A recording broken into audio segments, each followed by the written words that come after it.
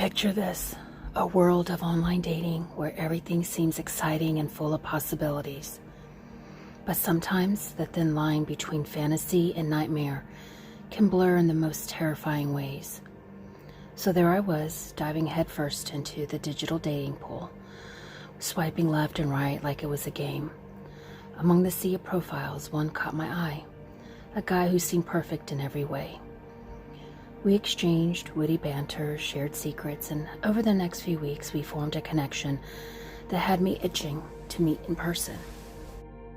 The day arrived for our coffee date, filled with a mix of anticipation and nerves. I walked into the cafe, my heart racing as I scanned the room.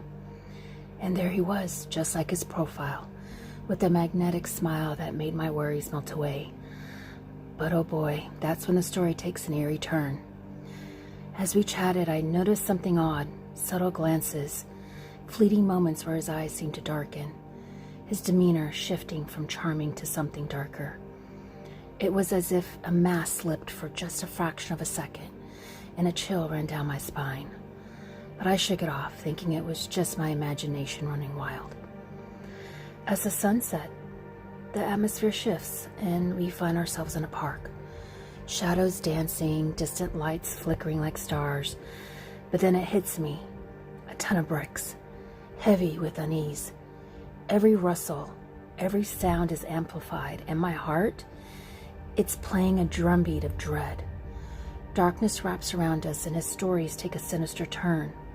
Laughter, it's chilling, not warm. And then out of nowhere, he suggests exploring an abandoned building nearby. I'm torn, but his intensity pulls me in, a magnetism that blends fascination and fear. So I slowly climbed up the trail towards the abandoned building. A primal instinct screamed at me, "Danger, run!" I whipped out my phone to summon an Uber. It's almost here, less than 2 minutes away. So I slow my pace even more. He's urging me to hurry up the trail, and I'm telling him I'll be right there. But all the while, my gut's ringing alarm bells. And then, like a lifeline, the Uber notification flashes. I sprint down the trail so fast that I dive into the Uber and plead with the driver to hit the gas. My heart is like a pounding drum in my chest. A day goes by, and I'm half expecting my phone to explode with texts and calls, especially after that night. But nothing. Silence. Driven by concern, I dial his number, only to be met with the hollow echo of his voicemail. Desperation drives my fingers as I type message after message, demanding answers, but it's as if he's vanished into thin air. Now brace yourself for the chilling twist. His dating app profile? Gone. Erased, like our connection never existed. It's like a mind-bending thriller, reality warping around me, questioning my sanity. I dive into the digital abyss, searching for any trace. But he's a ghost, no digital footprints left behind. Days stretch into tormenting uncertainty, and my search becomes a haunting quest for answers. Was he a master illusionist or something far more sinister? Then the truth unravels, dark and horrifying. In a shocking revelation, it was unveiled that the FBI had caught him that very night.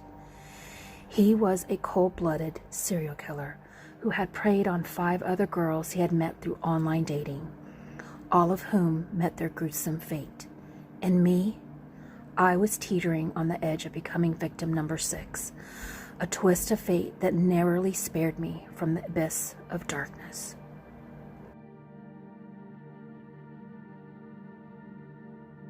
Alright, we're diving into the world of online dating, where connections turn sinister and the line between desire and darkness blurs in chilling ways.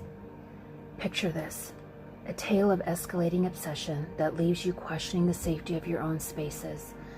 So let me set the scene. A few dates in over the course of a few weeks, and everything seems to be going great with the guy I met on a dating app. The charm is there, the chemistry's electric. What could go wrong? But little did I know, things were about to take a harrowing turn into the realm of stalking and obsession. At first it felt flattering, being the center of someone's attention.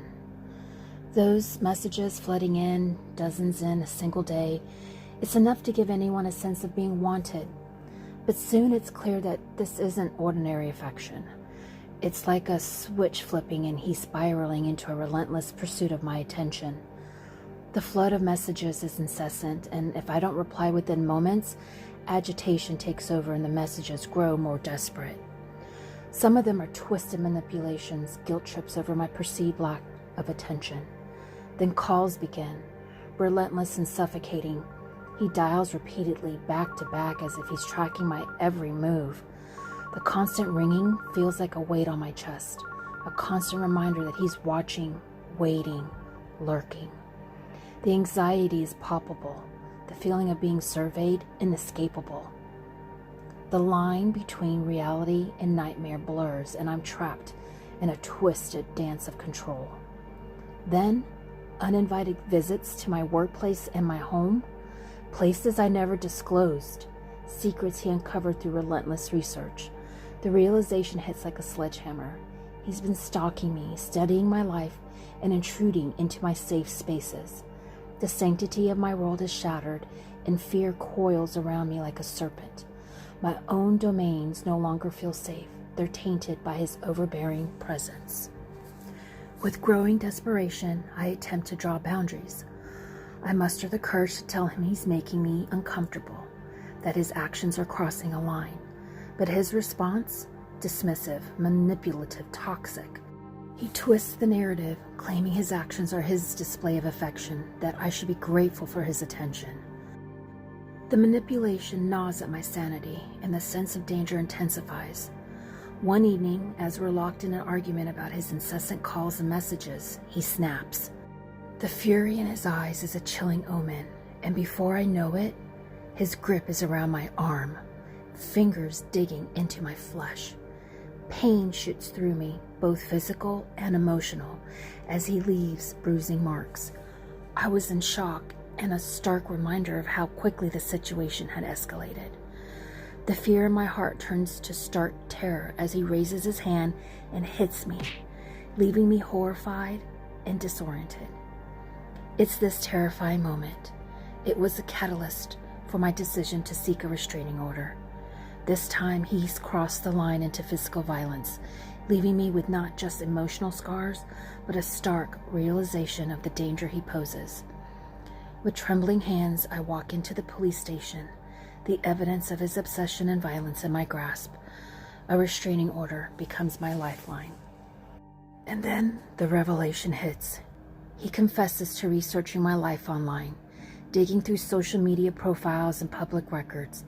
He admits the darkness that gripped him, the obsession born out of a few dates.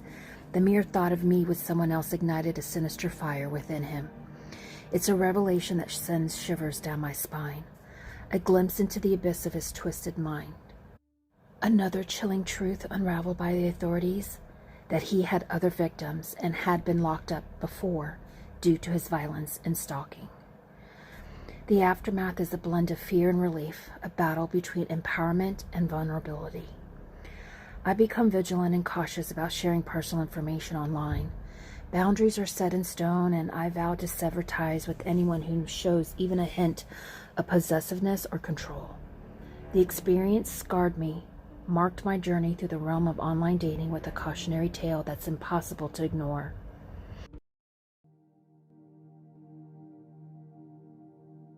So, I was chatting with this super cool person on a dating app, and seriously, we had everything in common. We were like two peas in a pod, a perfect match, or so I thought. After weeks of chatting, we decided to take the plunge and meet up in real life. Little did I know that's when things would go from exciting to downright chilling. The big day came, and I was a mix of nerves and excitement. I get to the meetup spot, heart racing and anticipation building. But guess what? Time kept ticking, and this person was nowhere in sight. I'm there, standing like a total goof, waiting and waiting. An hour goes by. Yeah, that's right, an entire hour. So I send him a text. Hey, where are you? And the reply came back all casual, saying they're on their way. All right, I give him the benefit of the doubt. But then another hour passes. He's now 2 hours late. I'm staring at my phone like it's a ticking bomb, waiting for a message or something. I text, I call, but nothing, no response. Panic starts creeping in. Is this some kind of sick joke? Is this person a psycho? I'm just standing there feeling like a total loser. The disappointment turning into something scarier. What if something bad happened? What if this whole thing was a trap? Just when I'm about to give up and bail, a guy nonchalantly walks up to me. I have no idea who this guy was. I'm thinking a stranger was going to ask if I was okay since I've been there for like 2 hours now. Well, the person who walked up to me was him. He was a totally different person than in his photos he had sent me. I'm talking major shocker here, and I couldn't believe it. The guy looked nothing like his pictures.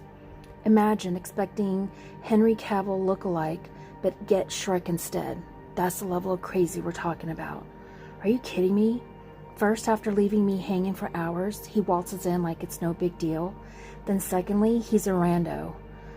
I'm a mix of anger and betrayal, but there's this weird feeling settling in, a combination of unease and frustration. He starts explaining, saying he got caught up in stuff and lost track of time, and of course he used someone else's pics because he thought he'd get more matches that way, and he just didn't know how to tell me during all this time we had been chatting.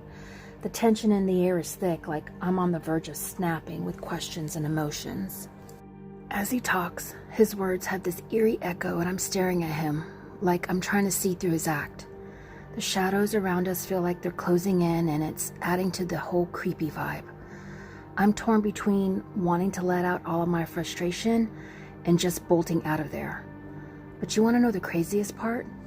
Even with his apologies, the unease doesn't go away. It's like I'm in a twisted dream where nothing adds up and I can't shake off this feeling of discomfort. Is this guy for real? Is he dangerous? My gut is screaming at me to run. Finally, I managed to escape that freaky encounter, but the whole thing sticks with me like a bad stain. It's not just about the catfishing anymore. It's the entire messed up meeting that's haunting me. It's a wake-up call that not everything online is sunshine and rainbows. There's some creepy stuff out there, and I'm not taking any more chances. So, you better believe I learned my lesson.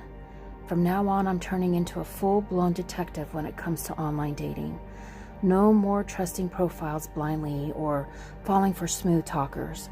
I'm playing it safe, keeping my guard up and making sure I'm ready to dodge any more of these sketchy situations. Online dating might be a game, but I'm not playing around anymore. Thank you so much for watching. Please consider subscribing to my channel to hear more chilling stories. If you would like to have your scary story featured on my channel, please email them to ghosttellermedia@gmail.com.